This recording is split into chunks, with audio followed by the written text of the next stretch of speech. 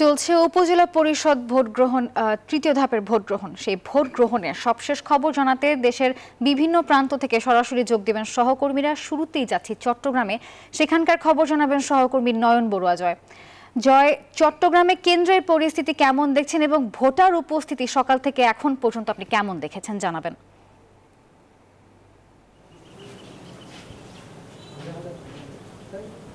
ধন্যবাদ নাফিসা আপনাকে। আমরা যে কেন্দ্র দেখানোর চেষ্টা করেছি, সকালের দিকে অনেক ভোটার ছিল, এখন আর সময় কিন্তু অনেকটা কমিয়ে এসেছে যেহেতু 1.5 ঘন্টা সময় আছে।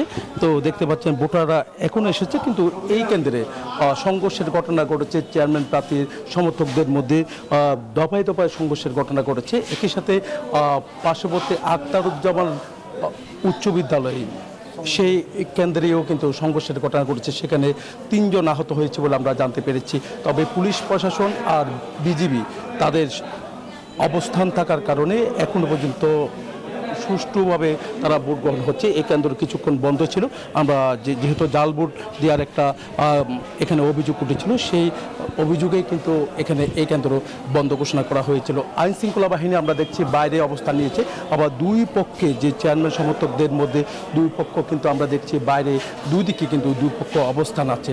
তবে জাল ভোট দেওয়ার যে প্রক্রিয়া, সেই প্রক্রিয়া যেন কোনোভাবেই করতে না পারে সেদিকে জেলা ম্যাজিস্ট্রেট এমনকি জেলা প্রশাসক এমনকি রিটার্নিং কর্মকর্তা তাদের যে অবস্থান, সেই অবস্থানের কারণেই এভাবে যে জাল ভোট দেওয়ার সেই সুযোগটা কিন্তু এখনও পর্যন্ত পায়নি এই কেন্দ্রে। আমরা দেখছি বুড়ুমচড়ায় সবচেয়ে বেশি সংঘর্ষের ঘটনা করেছে আনোয়ারায়, তবে বোয়ালখালীতেও কিন্তু এরকম সংঘর্ষের ঘটনা করেছে, চন্দনাশীও এরকম সংঘর্ষের ঘটনা করেছে। একই ভাবে কিন্তু আমরা দেখেছি ব্যালট আবার যে ছিনতাইয়ের ঘটনা ঘটেছে কোনো কোনো কেন্দ্রে। সব মিলে বলা যায় কিন্তু আসলে কোনো জায়গায় সংঘর্ষ, কোনো জায়গায় ব্যালট ছিনতাই সহ বিভিন্ন অভিযোগ তুলে কিন্তু আসলে আইন শৃঙ্খলা বাহিনী তাদের সতর্ক অবস্থান আছে। আবার দেখা যায় কোনো কোনো কেন্দ্র বন্ধ ছিল, কিন্তু আসলে এখন আমরা দেখছি ভোট কেন্দ্রগুলোতে চলছে। তো এই ছিল আমার এখানকার সর্বশেষ।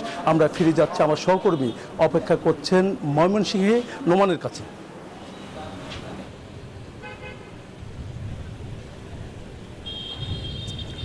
ধন্যবাদ জয়। আমি যদি বলি ময়মনসিংহের কথা, ময়মনসিংহের যে 3 উপজেলায় নির্বাচন হচ্ছে, সেই 3 উপজেলার কিন্তু চট্টগ্রামের মতো কোনো সহিংসতার ঘটনা কিন্তু ঘটেনি এবং শান্তিপূর্ণভাবে নির্বাচন অনুষ্ঠিত হচ্ছে। এবং এখন পর্যন্ত ভোটের আর 1.5 ঘন্টা বাকি আছে ভোট প্রদানের।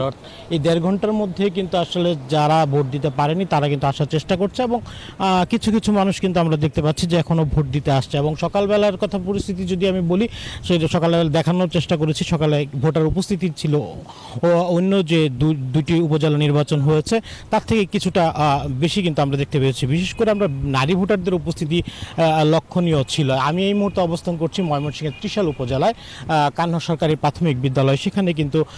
সেখানে কিন্তু আসলে এই ভোট গ্রহণের পরিস্থিতি আমি দেখানোর চেষ্টা করছি। সব মিলিয়ে আমি যদি বলি ময়মনসিংহের 3 উপজেলায় 11 লক্ষ যে ভোটার আছে এবং 41 জন প্রার্থী আছেন কিন্তু এই ভোটে, এবং শান্তিপূর্ণভাবেই কিন্তু নির্বাচন এখন পর্যন্ত অনুষ্ঠিত হয়েছে। তো এই ছিল আসলে আমার কাছে নির্বাচনী বিষয়ে সর্বশেষ খোঁজখবর।